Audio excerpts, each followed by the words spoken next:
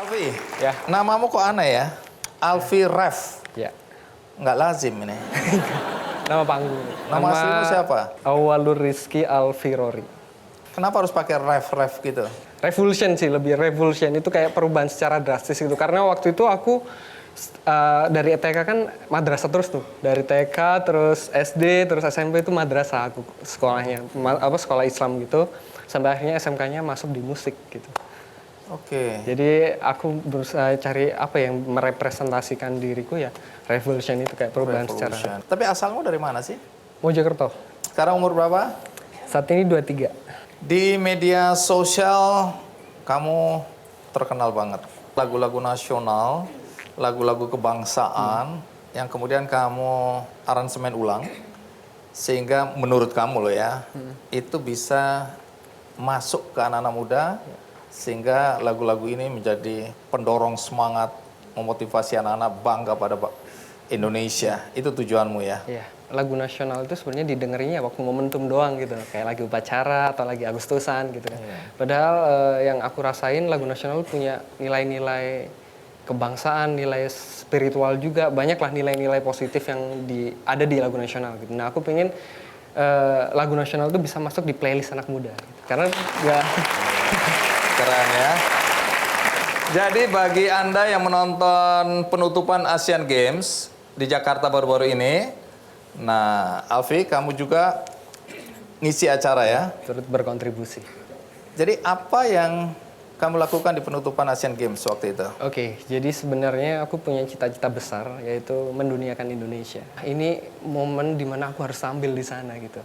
Karena aku ngerasa Indonesia sedang disorot dunia waktu itu. Saya pengen banget lah tampil di sana, gimana pun caranya aku harus bisa tampil di openingnya waktu itu. Oke. Akhirnya ya udahlah aku coba cover lagu official songnya si Asian Games gitu. Aku cover, terus aku coba ngajuin lah ke banyak orang-orang yang terlibat di Asian Games gitu. Sampai akhirnya Juli 2018 itu hamin 1 bulan itu belum ada kabar gitu. Oh, kamu nggak dikabarin? Iya, belum ada Tapi kabar. Ya kenalan. mungkin aku nggak gimana-gimana karena memang banyak musisi yang mungkin lebih senior kan, dan memang lebih papan atas, dan di situ akhirnya ya udah daripada aku nunggu kabarnya nggak jelas, aku pengen mengeksekusi karyaku ini sendiri. Aku syuting musik itu di puncak Gunung Penanggungan. Di situ aku akhirnya mengaransemen lagu itu dengan sentuhan kecak, terus sentuhan sinden, gamelan dan segala macamnya untuk merepresentasikan bahwa Indonesia tuh keren banget gitu. Ini harus ditampilin di sana. Dan itu 1 bulan sebelum itu aku upload videonya di YouTube. Ternyata responnya luar biasa, banyak teman-teman. Nah, ini sangat mewakili nih, harusnya Asian Games kayak gini misalkan gitu kan, banyak yang komen kayak gitu. Akhirnya petinggi Asian Games dengar itu, dan waktu itu pengen ditampilin di openingnya, cuman udah fix schedule gitu, akhirnya ditampilin di closing of course. Bukan di opening, tapi di closing. Dan ini sama-sama ditonton banyak orang. Dan itu ya, aku di seluruh menampilkan dunia. gamelan. Nah, kalau gitu bagi yang penasaran, mari kita lihat dulu liputan berikut ini. Aku dengar mengaransemen lagu-lagu kebangsaan, termasuk lagu Indonesia Raya. Itu kontroversial ya, pro dan kontra ya. Bisa cerita kenapa sampai pro dan kontra waktu itu? Jadi sebenarnya aku punya sejarah yang lumayan emosional di lagu Indonesia Raya. Waktu saya kecil, almarhum ayah saya dulu seneng banget dengan lagu Ibu Kita Kartini dan Indonesia Raya waktu itu. 17 Agustus tahun kemarin, 2018, aku keinget momen itu. Dan aku pengen mengaransemen lagu ini. Mungkin ini bakal agak sedikit kontroversi, tapi aku benar-benar pengen setotal mungkin mengaransemen lagu ini. Aku bahkan kerjasama sama 60 pemuda di Jogja, pakai dana pribadi. Mungkin kalau aku bisa bilang hampir 70 jutaan aku produksinya. Itu pakai dana pribadi, jadi ini benar-benar tanpa komersialitas gitu kan. Dan AdSense di YouTube pun aku matiin waktu itu gitu. Sampai akhirnya ya udahlah mungkin boleh gitu. Ternyata karena karya saya yang Indonesia Raya itu lebih terdengar mungkin ya. Akhirnya mereka membaca lagi undang-undang boleh atau tidak. Sebenarnya masih abu-abu, ada yang bilang itu pakem nggak boleh, ada juga yang bilang boleh sih asal tidak menurunkan martabat lagu itu sendiri. Akhirnya aku konferensi pers gitu untuk mengumumkan untuk menyudahi, karena aku juga nggak mau terkenal dengan polemik itu. Akhirnya oke, aku private Dan ya akhirnya tetap aku lanjut dengan lagu-lagu lainnya sih. Nah, nanti kita akan ikuti terus perjalanan Alfi, Ya. terutama dalam mengaransemen ini, dan ada konteksnya dengan keinginan atau prinsip yang ingin ayahmu sampaikan untuk kamu ya. Ya. Nanti cerita, kita read sejenak, ikuti terus Kick Andy.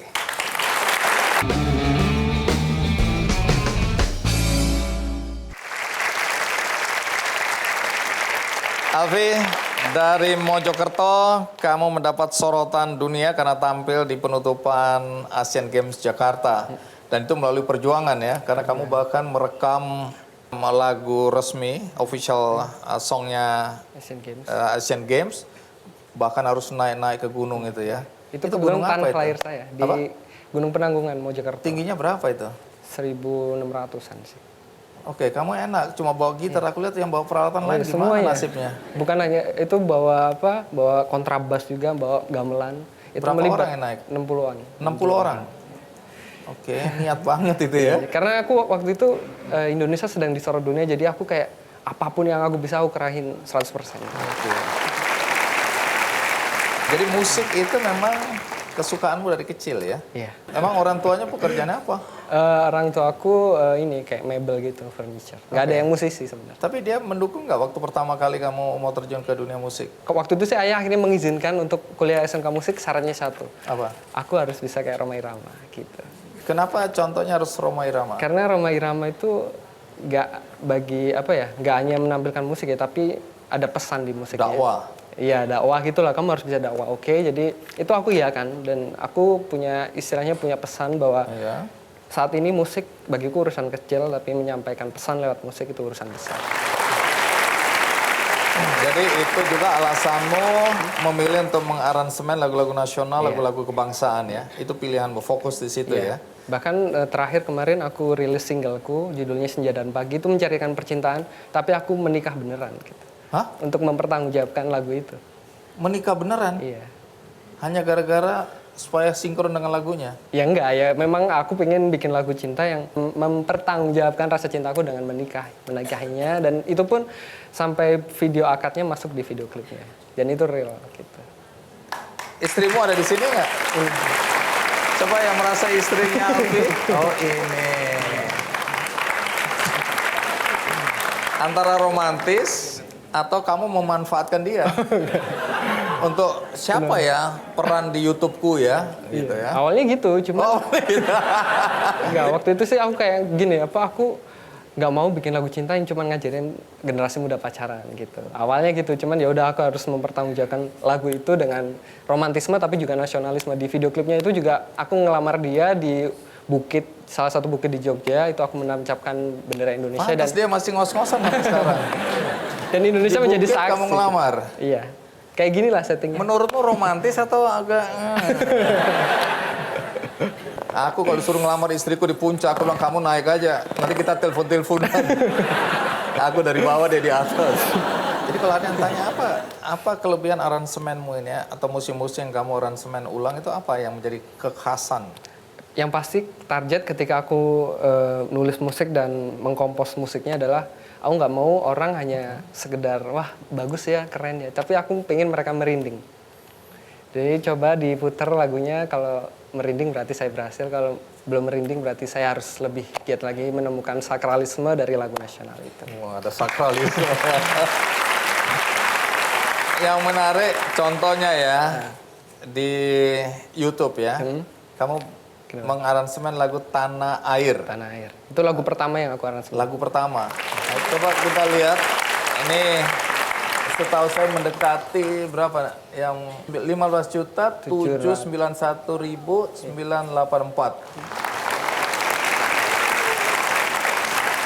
Kalau kita lihat dari ciri khas kamu, terus kemudian tujuan mengaransemen itu, apa yang kamu paling harapkan? Jadi aku tuh ngerasa bahwa mental generasi muda Indonesia tuh banyak yang bermental menunggu gitu. Artinya menunggu diklaim baru protes gitu kan. Kayak kemarin ada salah satu budaya kita yang diklaim negara lain baru protes. Padahal kita sendiri nggak terlalu aware gitu dengan budaya itu. Makanya saya berusaha memulai apapun itu. Kayak kemarin yang contohnya di Asian Games, kalau saya hanya nunggu kabar, mungkin saya tidak akan tampil di closingnya. Kita tuh perlu memulai untuk menunjukkan bahwa kita memang benar-benar melestarikan, bukan hanya punya gitu lah. Makanya cara melestarikannya pun harus relevan dengan dunia digital saat ini. Makanya waktu itu saya ada salah satu hari yang saya fokuskan untuk gimana caranya memadukan musik gamelan dengan elektronik, dan akhirnya ketemu. Waktu itu pertama kali yang di tanah air itu aku menggabungkan musik trap. Musik trap itu salah satu electronic dance music itu dengan gamelan. Ternyata itu sangat sakral gitu loh. Itu keren, tapi orang nggak cuman joget lihat itu tapi merinding pasti gitu. Di situ juga aku masukin proklamasi juga. Jadi udah paket lengkap lah. Semoga bisa menginspirasi dan menunjukkan bahwa saya memang mendeklarasikan generasi mem. Dan yang paling menarik tadi kita dengar bahwa kalau kita naik Garuda, pesawat Garuda ya, itu kan setiap kali mau take off atau mau landing itu kan ada lagu-lagu nasional ya. Ternyata ada sumbangsi kamu di situ ya? Baru. Jadi sebelumnya kan karyanya Mas Adi MS ya, yang sudah menghiasi kabin Garuda sekitar 15 tahun lalu, kalau yang sekitar 15 tahun kalau yang saya dengar. Dan saat baru 7 bulan yang lalu saya dihubungin sama pihak Garuda untuk meregenerasi karyanya Mas Adi MS biar lebih mudah gitu. Akhirnya saya dipercaya untuk mengaransemen. Baru tahu aku ya. Alfi, terima kasih sudah hadir di acara Kick Candy. Dan berikutnya masih juga anak muda. Karena melihat konflik antar agama, konflik antar suku ya yang terjadi di Indonesia, dia terpanggil untuk melakukan kegiatan berbagi virus perdamaian. Apa yang dia lakukan? Kita rehat sejenak, saya akan segera kembali. Tapi kita sama-sama USA. Apa itu? Saya United States of America. Orang Sunda asli.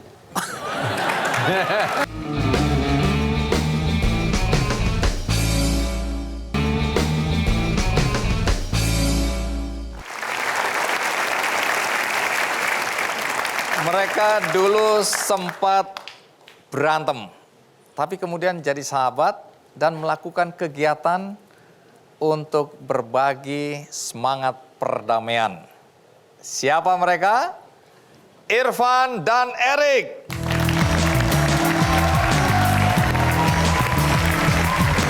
Iya. Irfan, terima kasih. Erik. Halo. Ini Mas Irfan, ini Mas Erik. Kalau Anda berasal dari mana? Saya dari Bandung. Kalau Mas Erik dari Saya mana? dari Chicago. Kang Erik dari Chicago. Kalau saya Ciberem. Ciberem. Oke, tetangga dekat ya. Tapi kita sama-sama USA. Apa itu? Saya United States of America. Orang Sunda asli.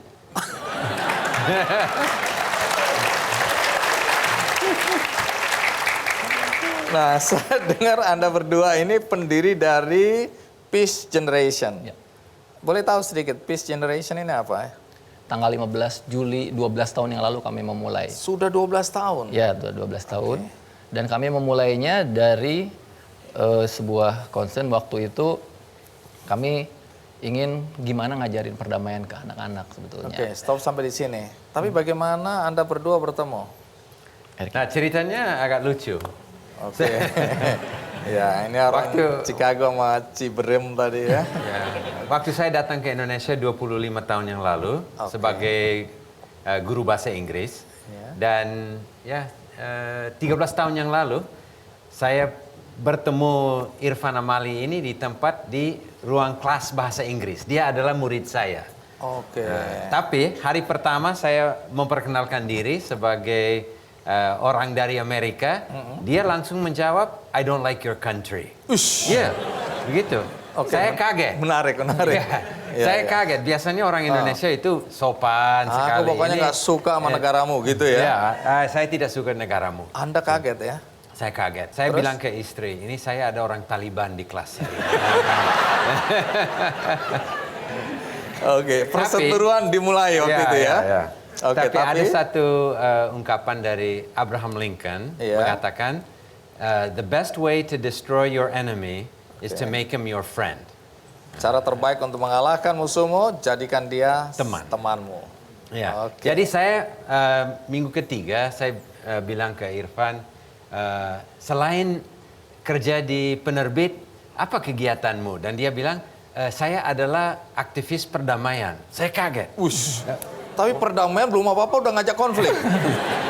Oh, supaya didamaikan. Ya, enggak, supaya ada saya- kerjaan dia. Rupanya saya melihat dia dan langsung saya cap dia orang keras, orang anti Amerika dan ya calon musuh lah saya. Ternyata dia orang yang sangat-sangat cinta Indonesia, cinta perdamaian, dan dia hanya sedikit kesal dengan negara saya karena dia anggap kami yang banyak ekspor kekerasan Oke, kemana-mana. menarik. Coba jelasin. Ini baru pertama ketemu Anda udah langsung bilang saya nggak suka negaramu. Sebetulnya saya tidak ada kebencian, cuman ya kesel aja. Kesel. Nah, tapi ketika kami bicara, ternyata saya baru tahu juga ternyata Eric di Chicago itu adalah seorang youth consultant. Jadi untuk drugs and violence gitu. Wah, ternyata kita punya kesamaan. Dan saya juga penulis buku anak. Kemudian dia memperlihatkan beberapa buku dari sana tentang pendidikan perdamaian. Oh, gimana kalau kita udah aja kita bikin apa? Saya ingin memulai lagi pendidikan perdamaian, tetapi waktu dulu tahun 2000 sampai 2002 kami ini ke 10 kota melatih 30 orang, hanya lahir 30 orang. Tidak terduplikasi, tidak efektif gitu. Jadi waktu itu kita berpikir kita harus bikin sebuah formula itu seperti virus. Kalau dikasih ke seseorang itu akan nyebar gitu. Nah, stop sampai di situ dulu soal virus. Karena supaya penonton semua mengenal siapa Anda berdua, maka kita lihat dulu tayangan berikut ini. Baik, sebelum Anda berdua mulai menggerakkan ya semangat untuk berbagi virus kebaikan, saya ingin tahu latar belakang Irfan dulu. Sebetulnya cita-cita saya jadi desainer. Jadi saya pengennya masuk FSR di ITB. Tapi karena kakek saya juga kiai dan dari semua pembagian tugas saya kebagian jadi kiai, jadi saya masuk pesantren. Kemudian kuliah di S1 saya di agama gitu. Tapi masa kecil saya sebetulnya sangat indah. Saya tinggal di satu sudut kota Bandung yang kebanyakan tetangga saya itu Chinese, orang Flores, Batak gitu. Jadi saya melihat Indonesia yang beragam, Indonesia kecil di lingkungan saya. Hidup dalam damai. Dan dalam damai. Makanya ketika 98 saya melihat kekerasan, saya seolah-olah terbawa lagi ke masa lalu. Jadi ada sebuah kerinduan kenapa Indonesia jadi seperti ini gitu. Dalam pertemuan pertama tadi kan ada sedikit clash gitu lah. Yang satu nggak suka Amerika, yang satu nuduh Taliban gitu ya. Kemudian tahu latar belakang masing-masing. Jadi apa yang pertama dilakukan waktu itu? Sehingga akhirnya ayo kita jalan sama-sama. Irfan minta saya untuk coba merancang satu kurikulum atau bahan yang bisa dipakai di sekolah-sekolah di Indonesia untuk anak muda. Terus itu dites dengan sekolah-sekolah, pesantren, dan kelompok masyarakat. Kemudian kami buat training. Saya ingat tahun 2007 bikin training pertama. Ada sekitar 57 orang yang datang selama 3 hari. Ini guru-guru. Dan kami latih mereka bagaimana mengajarkan nilai-nilai perdamaian itu. Dan luar biasa tanggapan mereka, respon mereka itu hebat. Positif. Dan setelah mereka pulang, ternyata mereka menjadi generasi pertama yang menyebarkan. Sebetulnya kita tidak berniat untuk membuat sebuah gerakan, kita hanya niat bikin buku saja, mempermudah guru. Tapi ternyata menyebar. Di sini juga ada banyak beberapa agent of peace yang mereka bekerja keras. Jadi sebetulnya real hero-nya mereka. Boleh berdiri agent of peace yang hadir di sini? Silakan berdiri. Ada yang dari sekolah Kristen, ada sekolah Muslim. Oke, datang dari latar belakang macam-macam ya, beragam juga ya. Oke, silakan duduk. Ada 12 nilai yang biasanya menjadi inti ya dari kegiatan-kegiatan yang dilakukan oleh Peace Generation. Nah, nanti bolehkah berbagi pada kami 12 nilai itu sehingga hari ini kami juga belajar bagaimana bisa-bisa kami ini jadi agent of peace juga untuk menyebarkan virus perdamaian Anda ini. Tapi sebelum sampai di situ, kita rehat dulu. Saya akan segera kembali. Kami ada satu visi besar. Kami mau mencetak, melahirkan 100.000 Young Indonesian Peacemaker.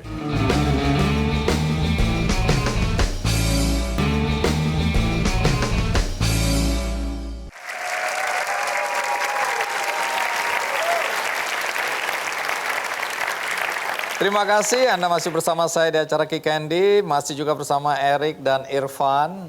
Kalau kembali ke belakang ya, dari pengalaman berbagi virus perdamaian ini, kalau dilihat Erik kan orang asing ya, orang bule ya. Bagaimana reaksi orang ketika Anda datang menawarkan tanda kutip prinsip-prinsip perdamaian dalam konteks mungkin konflik antar agama, konflik antar suku. Bagaimana reaksi Ya orang? memang itu satu tantangan karena orang langsung melihat saya dan anggap wah ini pasti ada sesuatu di belakangnya. Tapi memang Peace Generation ini mulai dari pengalaman kami pribadi. Dan saya lama tinggal di negara ini dan anak-anak kami, saya lahir di negara sini dan dibesarkan di sini. Oh, Dan anak Anda lahir di sini? ya, di Bandung. Dan dengan pengalaman pergaulan dengan tetangga di situ, muncul satu kerinduan untuk menyumbang sesuatu. Dan lama-lama ya mudah-mudahan orang melihat itu niat saya yang baik itu dan menerima. Tidak melihat lagi wajah, warna kulit dan lain sebagainya. Kegiatan Peace Generation ini apa aja ya? Moto kita itulah teaching peace, to reach peace, teach peace. Jadi untuk bisa menciptakan damai ya ajarkan perdamaian. Nah, oleh karena itu kegiatan inti kita itu pertama adalah kita membuat modul yang menarik. Ini kita ada gamesnya. Boleh lihat apa ini? Iya. Nah kalau orang kepingin punya buku ini bagaimana caranya? Nanti pesan online di website kita. Websitenya apa? peacegain.id. peacegain.id. Ya, ini versi Muslim, kita juga ada versi Kristen. Kemudian kita sedang terjemahkan versi Buddha dan kita juga punya versi Filipina, versi Malaysia sekarang sedang ditranslasikan gitu. Jadi kita sebetulnya kayak laboratorium yang mempermudah pengajar untuk mengajarkan perdamaian. Nah, setelah itu mereka akan mengajarkan di sekolahnya. Di sini ada 2 sekolah Muslim dan Kristen yang menerapkan di sekolahnya.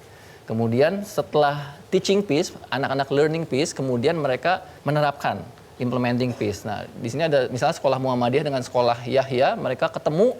Sekolah Muhammadiyah datang ke Yahya itu sangat menyentuh karena sekolah Kristen ternyata menyambutnya dengan sholawatan. Wah, itu sampai merinding gitu. Oke, terus saya dengar ada pesantren kilat ya. Kita memberikan inovasi, pesantren kilat menjadi pisantren. Jadi belajar 3 hari 12 nilai dasar perdamaian.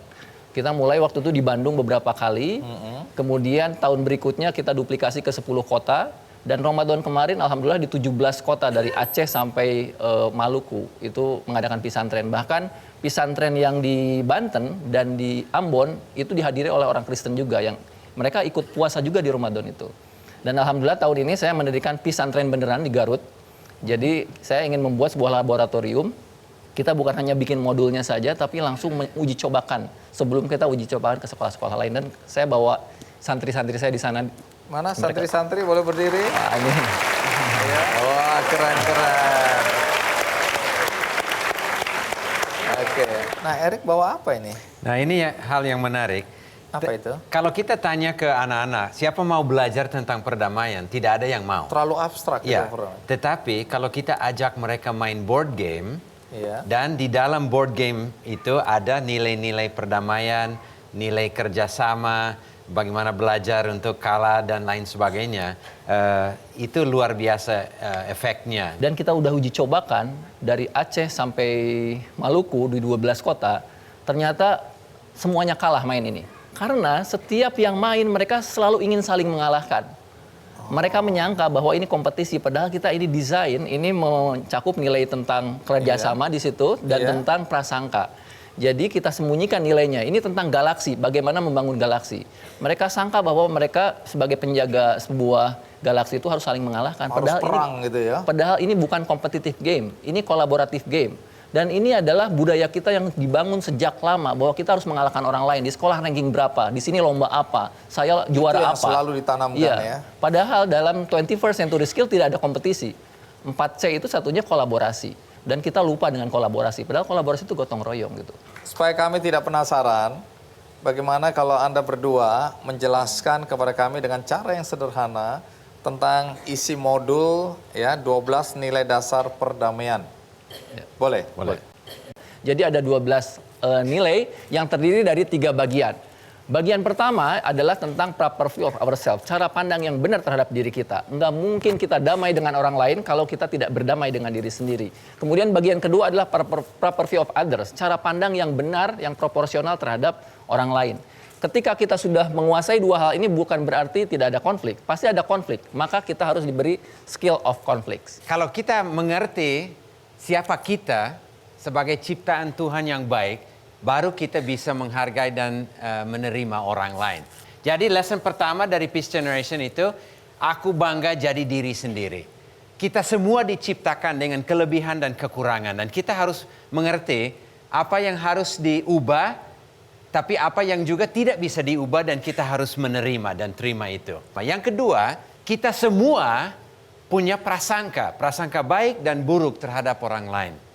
Tapi sulit sekali hubungan kita maju dan berhasil kalau kita penuh dengan prasangka buruk terhadap orang lain. Kalau kita melihat orang lain terlalu rendah, maka kita akan mendiskriminasi. Dan kalau kita melihat orang lain, grup lain terlalu besar, maka kita menyediakan kita untuk dijajah. Dan kita punya 5 keragaman yang harus kita sikapi dengan bijak. Pertama tentang kebudayaan. Beda kebudayaan tetap berteman. Kemudian agama. Beda keyakinan enggak musuhan. Kemudian kita juga punya problem tentang kekerasan gender. Itu laki-laki perempuan sama-sama manusia. Kemudian banyak juga bullying itu karena status sosial yang berbeda. Ini kaya enggak sombong, miskin enggak minder.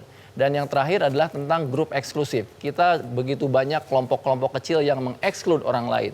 Oleh karena itu kita ngajarin anak-anak tentang kalau kalian gentleman nggak usah ngegeng. Nah, kalau kita sudah mengerti siapa kita dan siapa orang lain dan bisa menerima mereka, kita masuk ke tahap conflict resolution. Dan ini putar terus, tidak pernah berhenti. Jadi, kita tahap untuk conflict resolution itu mulai dengan mengerti bahwa indahnya perbedaan itu sesuatu yang baik. Lalu kita masuk ke mengerti konflik. Konflik itu pasti ada. Tetapi respon kita terhadap konflik itu bisa merusak atau bisa membuat kita lebih dewasa. Kemudian lesson ke-10 itu kita mengerti bahwa masalah tidak bisa diselesaikan dengan kekerasan. Akhirnya lesson ke-11 sangat indah tetapi sangat sulit, itu tidak gengsi untuk mengaku salah. Orang sering minta maafnya tidak langsung mengatakan minta maaf, saya salah tadi. Itu jawabannya, aduh, seandainya, apabila, dan tidak jelas. Jadi kita mau ajarkan orang Indonesia, kalau salah, akuilah kesalahanmu. Dan yang terakhir, kita memaafkan. Dan ini kuncinya dan paling luar biasa kalau kita bisa memaafkan orang lain. Dan kalau kita memaafkan orang, ada janjinya. Dan ini ada teman-teman yang sudah hafal janjinya. Pikiran? Sakiti? Ya, ceritakan? Berteman? Nah, itu ya. Apa yang setelah ini ingin dilakukan atau diwujudkan ke depan? Kami ada satu visi besar. Kami mau mencetak, melahirkan 100.000 Young Indonesian Peacemaker. Anak muda yang menjadi peacemaker. Nah, ini menarik. Di sini ada pendiri, founder dari Young on Top.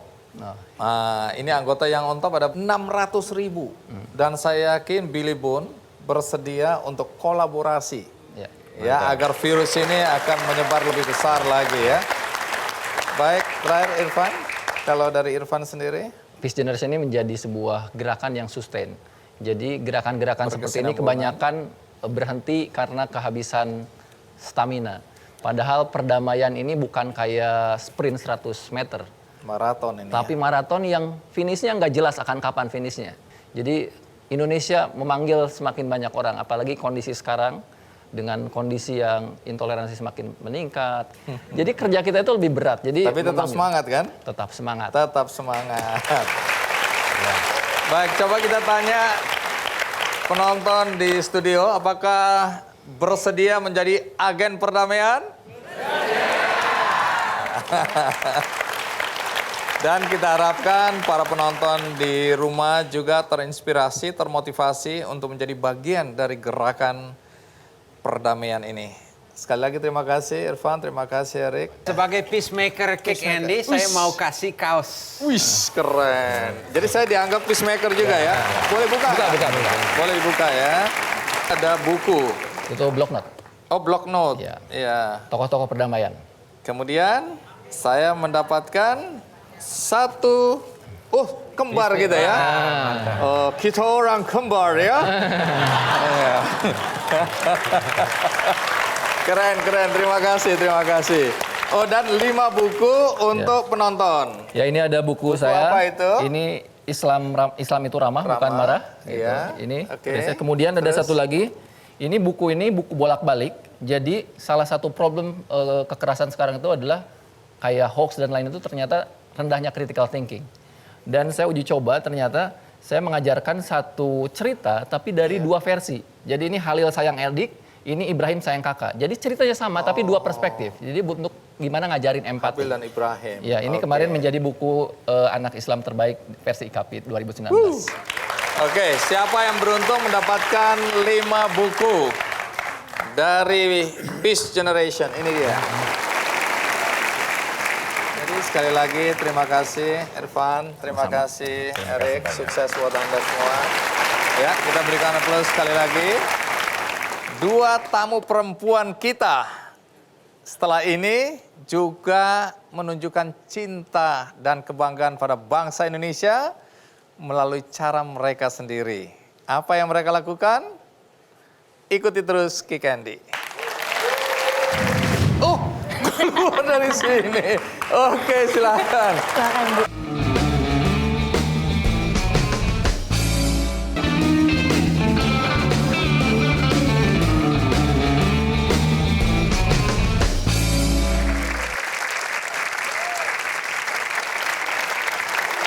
Usia mereka tergolong muda. Tapi prestasi yang mereka ukir membuat Indonesia dicatat oleh dunia. Dan ini adalah salah satu bentuk cinta mereka kepada tanah air dengan mengukir prestasi yang membanggakan bangsa kita. Siapa mereka? Didi dan Hilda.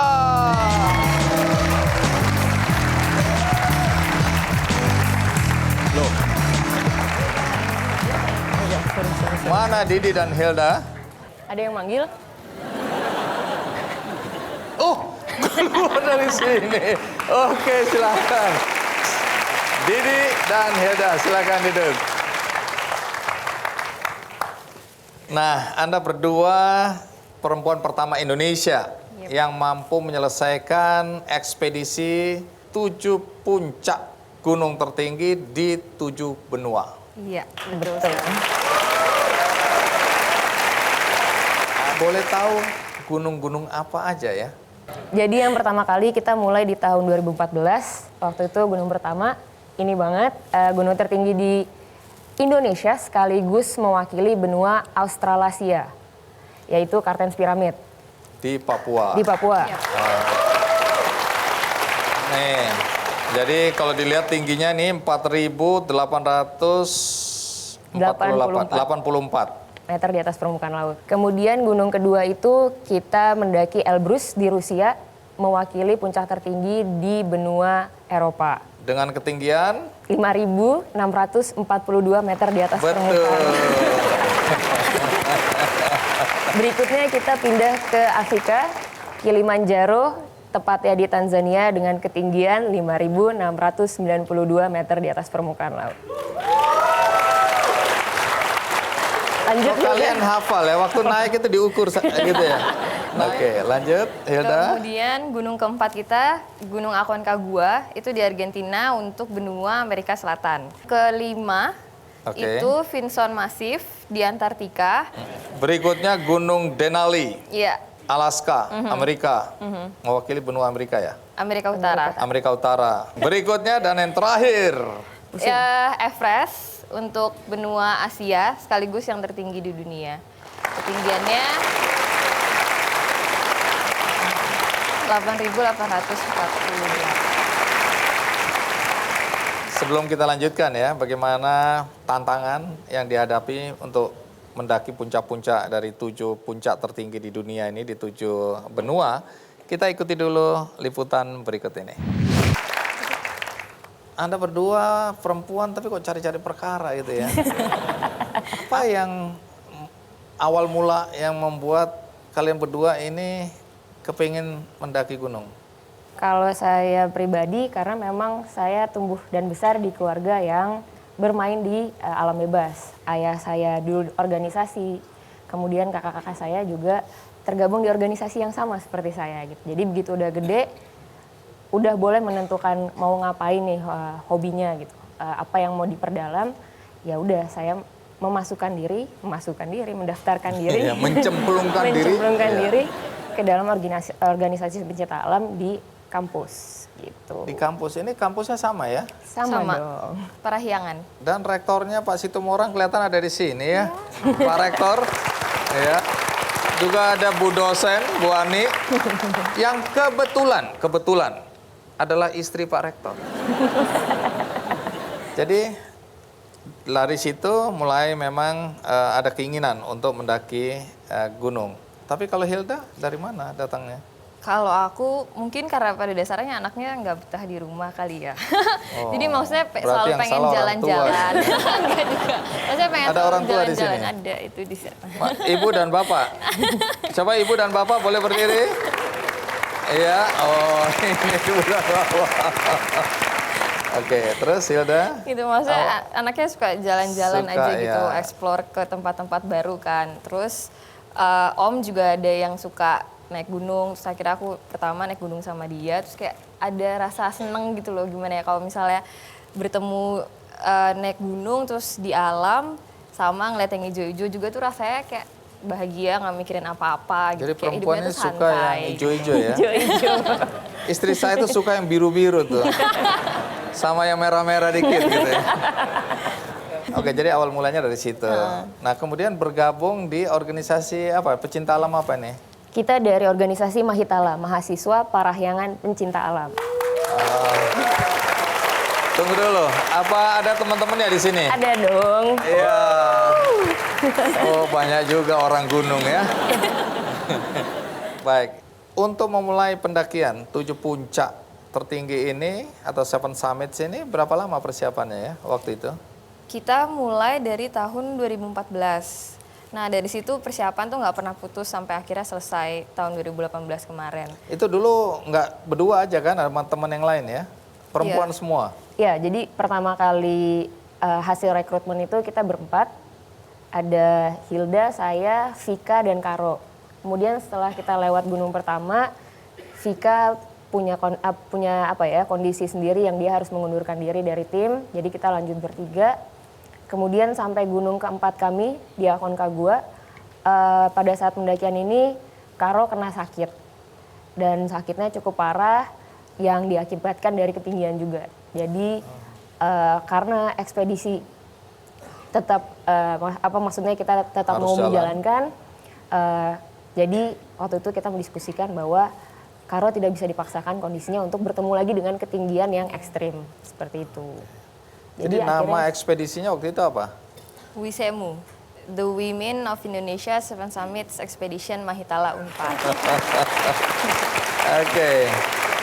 Rata-rata berapa suhu tertinggi yang pernah kalian temui? Di Vinson itu benua Antartika dengan minus 33 Celcius derajat.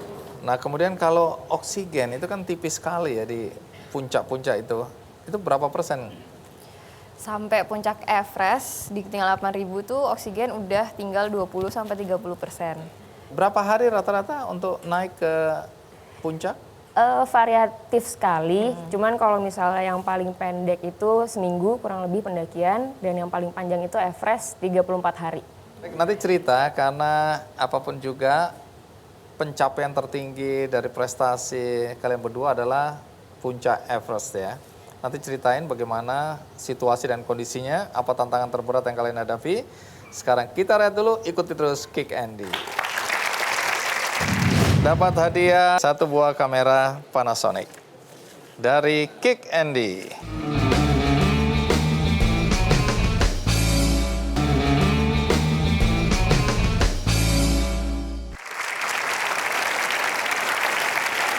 suatu kebanggaan bahwa kalian adalah perempuan pertama dari Indonesia yang berhasil menuntaskan ya pendakian 7 puncak tertinggi di 7 benua, 7 summits. Nah, kalau boleh tahu nih, ketika mendaki gunung terakhir ini ya, gunung yang paling tinggi nih, 8.848 meter di atas permukaan laut. Ih. Nah, tantangan terberat yang kalian hadapi ketika mendaki Gunung Everest itu apa? Tantangan pertama adalah durasi ekspedisinya yang panjang, di mana kita harus ngejaga, kita jauh dari rumah dan kita harus ngejaga semangat kita harus jaga kesehatan kita untuk mempersiapkan diri pada saat eksekusi, yaitu hari puncak, kayak gitu. Itu yang pertama. Kemudian yang kedua, karena dia memang puncak tertinggi di dunia, di mana oksigennya tadi seperti yang Hilda bilang udah nyampe 30 hingga 20% kadarnya. Itu yang menjadi tantangan kita juga. Kita melawan atmosfer. Kita melawan ketipisan oksigen di sana gitu. Kita menghabiskan 34 hari itu di atas ketinggian 5.150. Jadi sebenarnya tubuh kita juga walaupun kegiatannya bangun pagi, keluar tenda, itu kalorinya udah lebih banyak yang terbakar karena emang usahanya lebih besar daripada kita melakukan kegiatan yang serupa di ketinggian yang belum jauh dari di permukaan laut. Jadi orang-orang yang mau menurunkan berat badan harusnya naik ke 5.000. Dia cuma jalan-jalan gini, besok tiba-tiba langsing. Langsung. Nah, itu rata-rata orang yang mau mendaki berapa persen yang sukses biasanya? Kalau misalnya melihat statistik, keberhasilan puncaknya itu 50% lah. 50%. Jadi banyak juga yang gagal ya, 50-50 nih sebenarnya ya.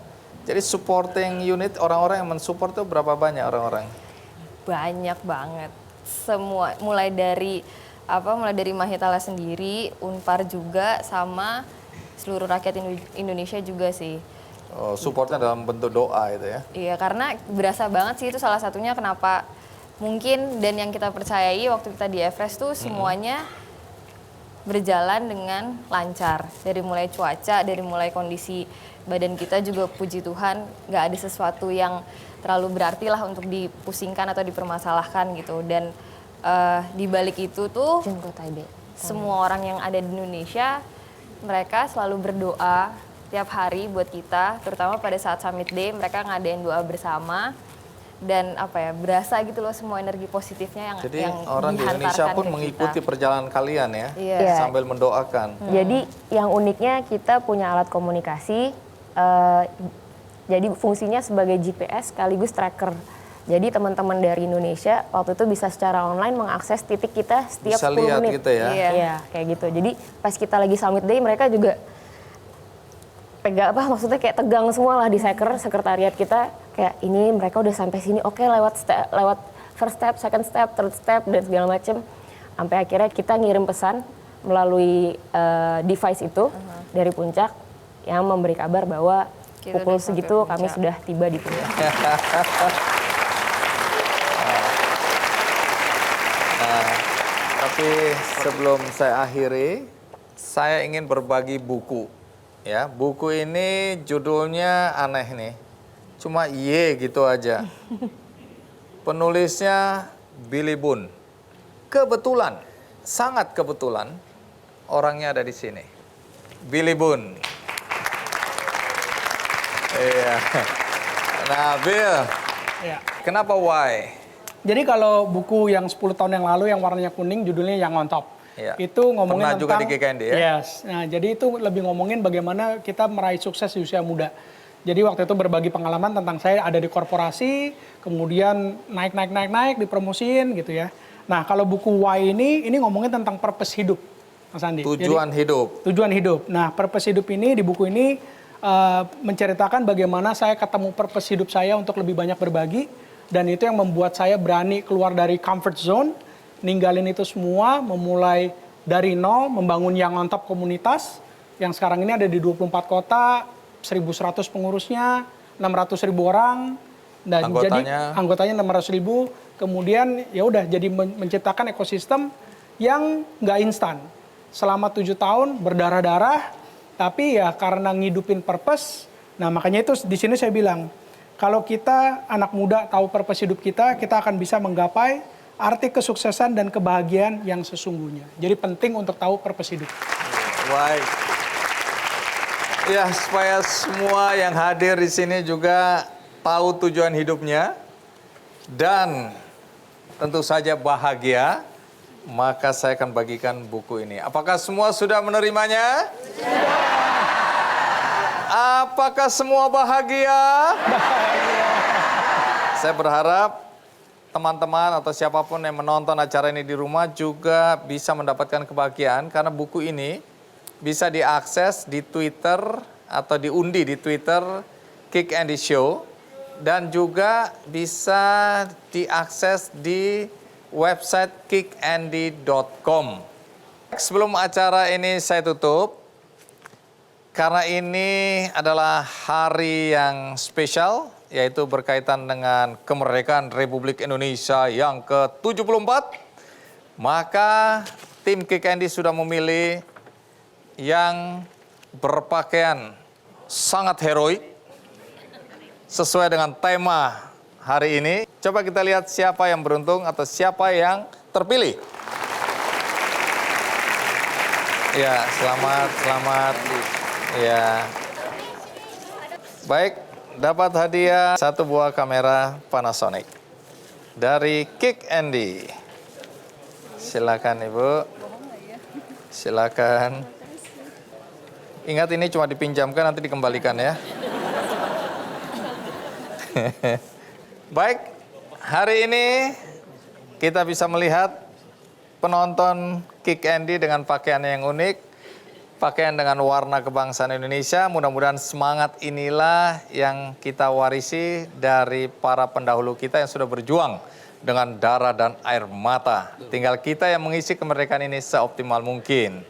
Bagi Anda yang baru saja menyaksikan acara ini, tidak sempat nonton dari depan, Anda bisa menonton ulang tayangan kali ini melalui YouTube Kick Andy Show dan juga melalui metrotvnews.com. Akhir kata, semoga kemerdekaan yang kita peroleh, kita isi seoptimal mungkin. Merdeka!